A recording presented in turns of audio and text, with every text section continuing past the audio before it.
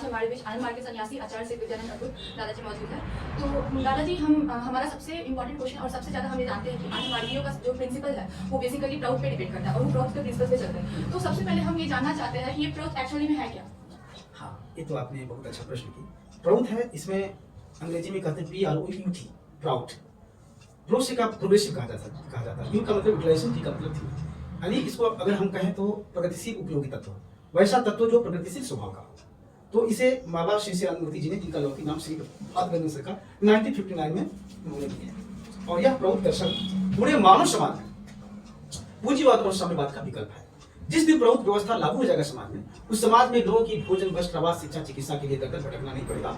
और आज जो बेरोजगार हो रहे हैं विद्यार्थी लोग, उन लोगों को रोजगार ढूंढना नहीं पड़ेगा, बल्कि काम उनके पीछे पीछे चलेगा। ये है प्रौढ़ का उपयोग।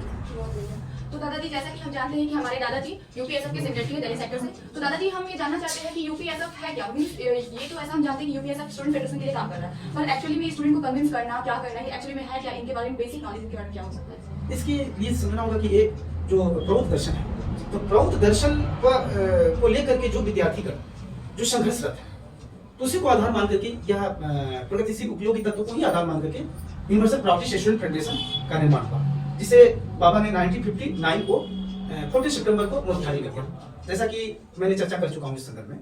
तो विद्यार्थियों का वैसा संगठन जो कि अपने आप को अपनी पढ़ाई लिखाई के साथ में समाज निर्माण की भूमिका में भी वो अनवरत प्रयास करते हैं, वैसे छात्रों का यह संगठन है। तो उस छात्र लोगों के माध्यम से इस देश में आमूल परिवर्तन आ सकता है, रिवॉल्यूशन, विप्लव आ सकता है, जिसके माध्यम से आज लाखों करोड़ों युवा बेरोजगार है। पढ़ाई लिखाई करने के बाद में उनका भविष्य क्या होगा वो नहीं कह सकता है। इसलिए ये बाबा ने प्रौढ़ दर्शन देकर के उसमें इकोनॉमिक बैलेंस दिया, बहुत सारी ऐसे उसमें पॉलिसियां जिसको एडॉप्ट करने के बाद में समाज में एक कहा जाए तो समाज का निर्माण होगा और समाज में अच्छा होगा। तो दादाजी, मेरा प्रश्न ये था आपसे कि जैसा कि आपने कहा कि स्टूडेंट के लिए मतलब आगे भी उनके जॉब के साथ साथ उनके लाइफ को सिक्योर करेगा और फिर समाज निर्माण में भी वो अपना हिस्सेदारी देंगे, भागीदारी देंगे। तो मेरा प्रश्न ये है कि जैसा कि हम जानते हैं हमारा इंडिया, यहाँ पे कई सारे नेता आते हैं और वो अपने भाषणों में ये शामिल करते हैं कि हम इतनों को जॉब देंगे, इतनों को वो करेंगे, इतनों। तो अगर आप इस इंटरव्यू को देखने के बाद अभी बहुत सारे छात्र ऐसे होंगे जो उनका ये प्रश्न होगा कि आपका क्या गारंटी है कि हमें जॉब मिलेगा, और फिर आप मीन्स उनको आप कन्विंसिंग कैसे करेंगे, उनको कन्विंस कैसे करेंगे कि जो हमारा प्राउड है, जो यूपीएसएफ है, वो और बाकी सारों से अलग है? हाँ, इसको कन्विंस करने के लिए सबसे बड़ी बात है कि हम लोग इसके ट्रेनिंग कैंप रखते हैं, जिसको प्राउड ट्रेनिंग कैंप कहते हैं। अभी पुनः जो है हमें इलाहाबाद में भी कार्यक्रम होने वाला है 2 दिन का 8-9 को। उसके बाद पाटलिपुत्रा में होगा, लखनऊ में भी कार्यक्रम होने जा रहा है, जम्मू में भी हो रहा है, शिमला में। तो इस कार्यक्रम के तहत प्राउड यूनिवर्सिटी में टोटल जो है ये 22 पार्ट में है, और 22 पार्ट में प्राउड की जो इकोनॉमिक पॉलिसी क्या है, कितने बोर्ड होंगे, लेजिस्लेटिव बोर्ड ऑफ सभी ब्रांच, जुडिशियल बोर्ड ऑफ सभी ब्रांच, एक्जीक्यूटिव बोर्ड ऑफ सभी ब्रांच, जो सदविप्र होंगे समाज में। सदविप्र कौन होंगे? पहले तो आध्यात्मिक साधक होंगे जो यम नियम में प्रतिष्ठित होंगे। तो बाबा ने कहा है कि प्रौढ़ दर्शन को जो लागू करने वाले होंगे वो सदविप्रों के हाथ में होगा। सदविप्र वो होंगे जो नैतिक मूल्यों पर आधारित नियम का पालन करते हैं। तो इसके माध्यम से जो है प्रौढ़ दर्शन लागू होगा। तो इसके लिए ट्रेनिंग दी जाती है, क्योंकि एक दिन में नहीं समझ पाया। ऐसे जानने के लिए उनका जो सिद्धांत है, सर्व नियम मानवर्धनम समाज लक्षण जुगस्य सर्व नियम परिवर्तनम सर्वेषां विधेयम वैचित्रम प्रकृतिम समानम भविष्यति। तो जब विचित्रता ही प्रकृति जो है सब चीज में विचित्रता पैदा की है, 5 उंगली समान नहीं है, हर एक व्यक्ति अलग अलग है। तो कम्युनिज्म फिलोसफी जब आया था, उन्होंने कहा कि सबको बराबर बराबर भागों में बांट दो रिसोर्सेज को और गरीबी मिल जाएगी। तो प्रश्न है कि एक साइंटिस्ट की आवश्यकता अलग है, एक टीचर की आवश्यकता अलग है, डॉक्टर की आवश्यकता अलग है। तो सबको अगर एक ही बराबर भाग में बांट दिया जाए तो साइंटिस्ट क्यों मेहनत करेगा, टीचर उतना मेहनत क्यों करेंगे? मान लीजिए प्यून का पेमेंट और टीचर का पेमेंट एक समान कर दिया जाए, तो टीचर सोचेंगे उसको भी उतना ही मिलता है हमें, तो वो उनकी कार्य करने की जो प्रणाली जो है, विचारधारा जो उनके अंदर में क्षमता है, वो धीरे धीरे कम हो जाएगी। जो होनहार विद्यार्थी हैं, अगर उसको भी उतना ही दिया जाए स्कॉलरशिप, और जो कुछ नहीं जानते, जो उतना टैलेंट नहीं है, उसको भी उतना ही स्कॉलरशिप दिया जाए, तो होनहार विद्यार्थी का लक्ष्य क्या रह जाएगा?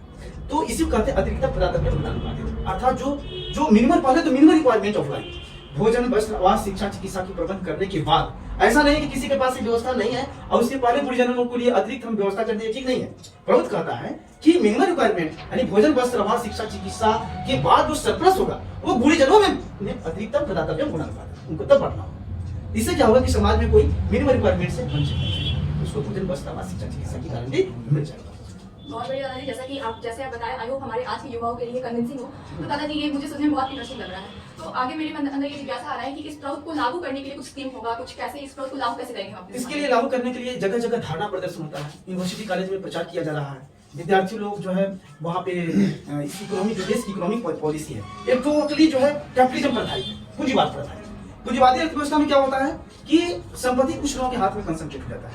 नियम है कि अगर हम हमारे पास में 100% संपत्ति है और 20% लोगों के पास में सारी संपत्ति इकट्ठा हो गया तो 80% लोग क्या करेंगे? उनको तो कुछ नहीं मिलेगा, गरीबी का जीवन जिएंगे। तो इसीलिए प्रौद्ध दर्शन के आलोक में ये है कि प्रौद्ध दर्शन कहता है कि the economic must be decentralised and political power must be centralised. लेकिन अभी अपोजिट है, अगर एक खाने का पदार्थ और कुत्ते को एक जगह रख दिया जाए तो क्या होगा कि जो कुत्ता है वो रोटी को झपट लेगा।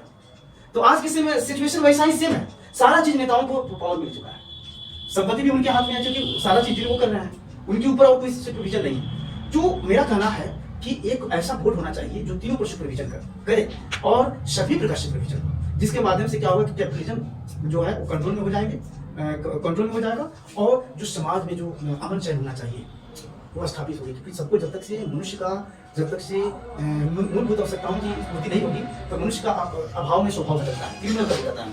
क्रिमिनल इसी कारण होता है क्योंकि मनुष्य की जो पोटेंशियलिटी होती है वो जब उपयोग नहीं होता है तो क्या करता है वो जो है अपराधी बन जाता है। इसलिए क्षमताओं का अधिकतम उपयोग होगा किसमें?